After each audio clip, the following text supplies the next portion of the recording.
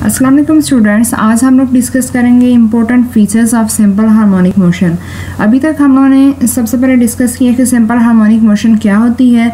Then हम लोगों ने इसकी 2 एग्जांपल्स डिस्कस की। एक हम लोगों ने ये देखा कि जब हम लोग स्प्रिंग के साथ मैस अटैच कर दें तो वो किस तरह सिंपल हार्मोनिक मोशन परफॉर्म करता है। उसके बाद हम लोगों ने सिंपल पेंडुलम लिया और उसको भी हम लोगों ने स्टडी किया कि ये किस तरह सिंपल हार्मोनिक मोशन परफॉर्म करता है। तो अगर अभी तक जो है वो आपने वो 2 वीडियोस वॉच नहीं की तो सबसे पहले आप जाकर वो वॉच करें। आप जो है वो सिंपली क्या करें, टाइप करें सर्च बार में कि mass attach to spring simple harmonic motion by knowledge and wisdom. तो इस तरीके से आपको जो है वो वीडियोस मिल जाएंगी। इसी तरह आप सिंपल पेंडुलम की देखना चाहते हैं तो भी आप यही लिखें कि simple harmonic motion simple pendulum bye knowledge and wisdom. तो इस तरीके से आपको वीडियो जो है वो मिल जाएगी। तो अभी हम लोग स्टडी करेंगे इसके इम्पोर्टेंट फीचर्स क्या हैं कि सिंपल हार्मोनिक मोशन जब भी परफॉर्म हो रही होती है तो कौन कौन सी ऐसी पॉइंट्स हैं जो कि हर सूरत वहाँ पे वैलिड होंगे तो ही जो वो body simple harmonic motion perform करेगी। तो सबसे पहले हमारे पास बॉडी की जो मोशन है वो क्या होनी चाहिए, वाइब्रेटरी होनी चाहिए।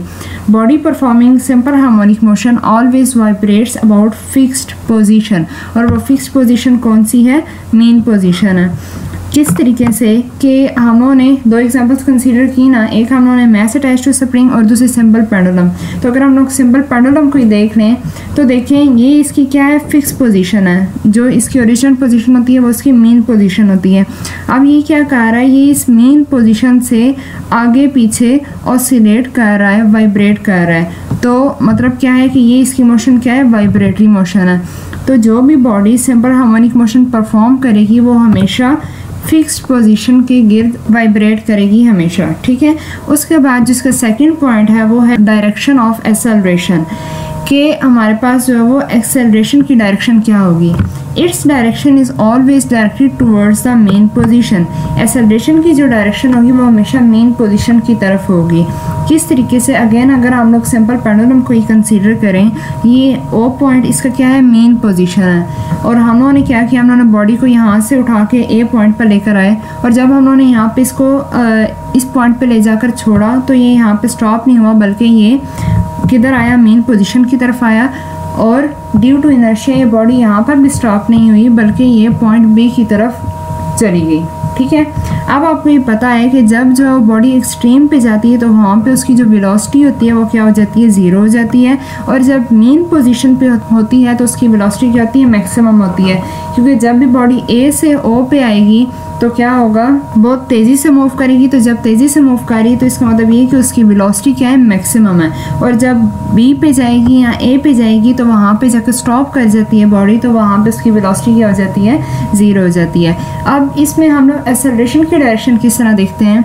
अगर आप रिकॉल करें, हम लोगों ने स्टडी किया था कि जब हमारे पास वेलोसिटी इंक्रीज़ कर रही हो तो एक्सेलरेशन क्या होती है, हमेशा वेलोसिटी की डायरेक्शन में होती है। तो यहाँ पे देखिए पॉइंट ए पे वेलोसिटी क्या है, 0 है, और पॉइंट ओ पे वेलोसिटी क्या हो रही है, मैक्सिमम, यानी कि वेलोसिटी इंक्रीज़ हो रही है। तो जब वेलोसिटी इंक्रीज़ हो रही है तो इसका मतलब ये हुआ कि यहाँ पे जो एक्सेलरेशन की डायरेक्शन है वो क्या होगी, ए से ओ की तरफ होगी। और ओ हमें पता है कि कौन सा पॉइंट है, मेन पोजीशन है।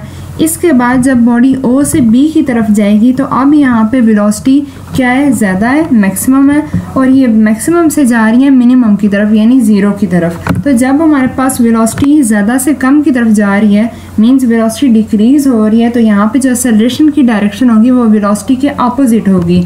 यानी कि यहाँ पे अगेन जो वेलोसिटी की एक्सेलरेशन की जो डायरेक्शन होगी वो बी से ओ की तरफ होगी। तो देखें दोनों केसेस में हमारे पास क्या हुआ, एक्सेलरेशन की डायरेक्शन क्या है, मेन पोजीशन की तरफ है। तो इससे हमारे पास ये बात क्लियर होती है कि जो भी body simple harmonic motion perform कर रही होगी उसके एक्सेलरेशन की डायरेक्शन हमेशा जो है वो मेन पोजीशन की तरफ होगी। उसके बाद जो हमारा नेक्स्ट पॉइंट है वो है कि variation in magnitude of acceleration, यानी एक्सेलरेशन का जो मैग्नीट्यूड है वो तब्दील होता रहता है, वो कांस्टेंट नहीं रहता। अब एक्सेलरेशन सबसे पहले डिपेंड किस पे कर रहा है, it is directly proportional to the displacement of the body from the mean position. ये डिपेंड कर रहा है डिस्प्लेसमेंट पे। हम लोगों ने ये एग्जांपल डिस्कस की मैस अटैच टू स्प्रिंग की। इसमें क्या था कि जब बॉडी पॉइंट ओ पे थी, हम लोगों ने इसको उठा के ए पे जब लेके गए तो इसमें क्या हुआ, इसने डिस्प्लेसमेंट कवर किया। तो जब डिस्प्लेसमेंट कवर हुआ तो तभी यहाँ पे क्या प्रोड्यूस हुई, एक्सेलरेशन प्रोड्यूस हुई।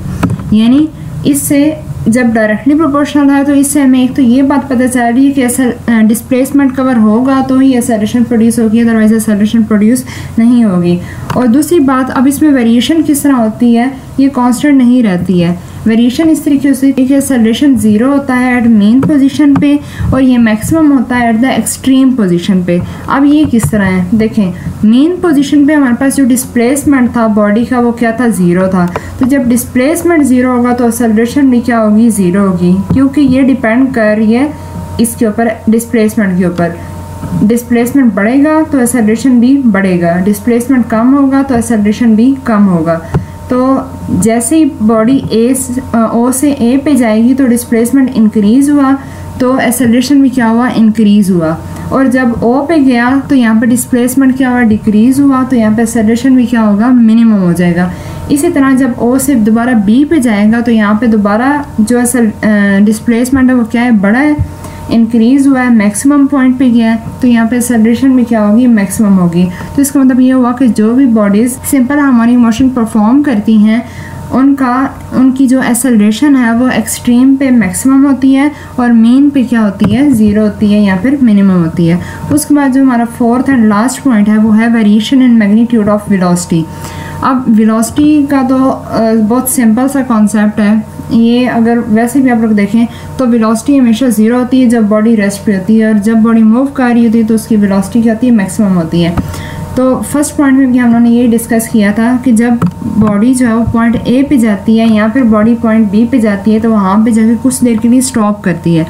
जब स्टॉप करती है तो मतलब ये कि वहाँ पे वेलोसिटी क्या हो जाएगी, 0 हो जाएगी एक्सट्रीम्स पे। और जब मेन पोजीशन पे आएगी तो यहाँ से बॉडी बहुत तेज़ी से मूव करती है तो यहाँ पे वेलोसिटी क्या होगी, मैक्सिमम। तो इसका मतलब ये हुआ कि जो भी body simple harmonic motion perform कर रही होंगी उनकी जो वेलोसिटी होगी वो एक्सट्रीम पे मिनिमम होगी और मीन पे क्या होगी, मैक्सिमम होगी। और जो एक्सेलरेशन है वो एक्सट्रीम पे मैक्सिमम और मीन पे क्या होगा, मिनिमम होगा। आई होप कि आपको लेक्चर की समझ आ गई होगी। अगर आपको अच्छा लगा है तो इसको लाइक कीजिएगा, खूब मेहनत करें, दिल लगा के पढ़ें, क्योंकि जो है वो जब हम लोग इतनी मेहनत से जो है वो कुछ काम कर रहे हैं, आपकी खातिर कर रहे हैं, तो जो है वो इसका आउटपुट आप लोगों ने देना है। कमेंट सेक्शन में कमेंट्स करके ज़रूर बताइएगा कि आपको वीडियो कैसी लगी है। आप लोगों के कमेंट से हमारी हौसला अफजाई होती है और दिल करता है कि मज़ीद इस तरह की अच्छी अच्छी वीडियोस बनाएं। तो ख्याल रखिएगा अपना, और अगर अभी तक चैनल को सब्सक्राइब नहीं किया हुआ तो सब्सक्राइब भी कर दें और बेल आइकन भी प्रेस कर दें ताकि आपको तमाम आने वाली वीडियोस का नोटिफिकेशन मिलता रहे। और शेयर ज़रूर कीजिएगा अपने फ्रेंड्स के साथ ताकि उन्हें भी इससे फ़ायदा हो। मिलते हैं नेक्स्ट वीडियो में। टिल देन टेक केयर, अल्लाह हाफिज़।